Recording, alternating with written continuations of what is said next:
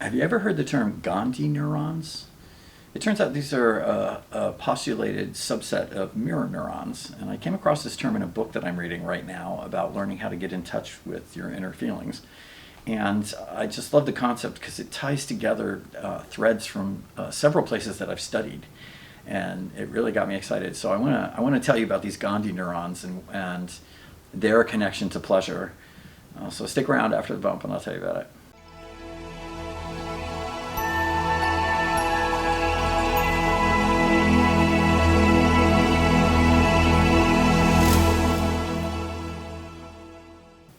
Hi, I'm Chris here at Pleasurable Living, where we talk about things that I've done to make my life better and that you can apply to yours as well. So I want to talk about a book I've been reading. This is In Touch, How to Tune Into Your Inner Guidance of Your Body and Trust Yourself by John Prendergast. And I'll drop an affiliate link in the comments if you want to see it. And I'm going to read you a couple of passages, and then I want to tell you about why these set off these huge alarm bells of joy. It was great. When I was reading this. So he's made some references already to a neurobiologist, researcher of some kind, Ramachandran, so that name's going to come up, so I just wanted to give you that as context. And he says, we can also sense what others are sensing. Ramachandran calls some of these mirror neurons, the anterior cingulate pain sensory neurons, Gandhi neurons, because they allow us to directly feel the physical pain of others. And it goes on a little bit more. It says, even more surprising, when a person with a missing or anesthetized arm watches another person being administered a shot in the equivalent arm, they feel it as acutely as if it were happening directly to them.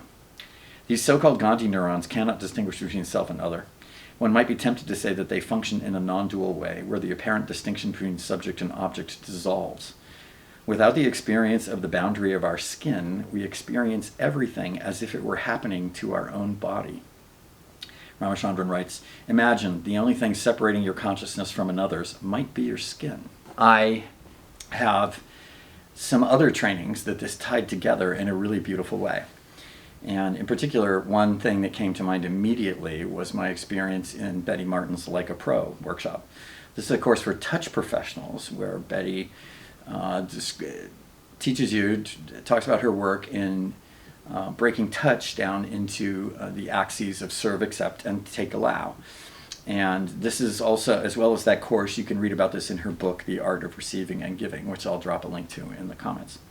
Now, in this course, she talks, at one point, we talked a fair amount about indirect pleasure. And what this is that you indirectly feeling the pleasure the person you're touching is experiencing. All right, so there's not only the pleasure you're experiencing from touching them, and that happens when you're using a taking touch, and if you're not familiar with that, I really recommend that book, and I will talk about it in other videos in the future, I'm sure. So there's the pleasure you receive directly from touching them, and then there's the pleasure you're receiving indirectly from feeling their pleasure from that.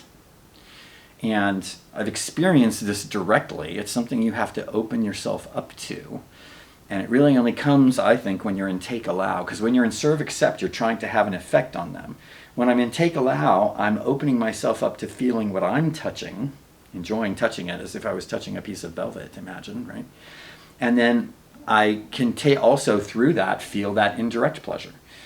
And so I'm now convinced, again, having actually already experienced it but not really understanding it, that it's happening through this Gandhi neuron mechanism, right? It makes total sense, right? That really, that's where it is.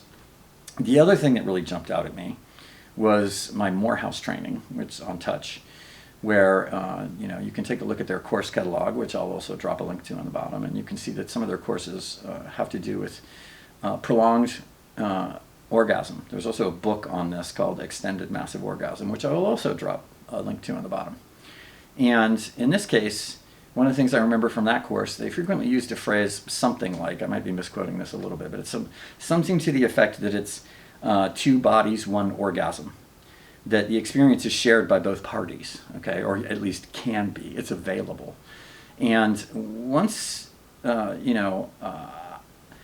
learned to do this kind of thing, I'm, again, convinced it's coming from these Gandhi neurons, right? So here we have sort of scientific basis for actually making the claim that you can do that. We're not imagining it. So check out this In Touch book about that. because this is actually a pretty significant piece of that, is that the two of us can enjoy one or the other's body without having to make us both try and have some ecstatic experience simultaneously because of the indirect pleasure effect. So it actually takes the pressure off and makes it easier to have a sensual encounter where we both have a good time without having to necessarily directly stimulate both of us at the same time, which can be rather challenging depending on what you're doing. So this way you can enjoy touching someone else as much as other things, right? So that was a major lesson from the Morehouse stuff that this brought into focus.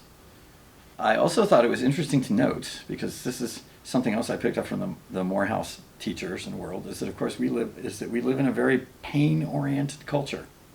We tend to look for the worst and not admit to the good. And I thought it was interesting that these examples in this book were both pain-oriented, the shot in the arm, right? And there's another one that I didn't read to you about, amputated limbs and things like that. And it's all about feeling pain. And it's interesting to me that the researchers didn't think to consider that the exact same mechanism could also be used to feel pleasure. What do you think of that? Let me drop a comment about that one. And that this is a case of us needing to admit to the good and see that we can use the exact same mechanism. We can take advantage of it to enjoy ourselves more and hence have a more pleasurable life. So that was what I had for today. Don't forget to like and subscribe because that really helps out the channel. And I'll see you next time.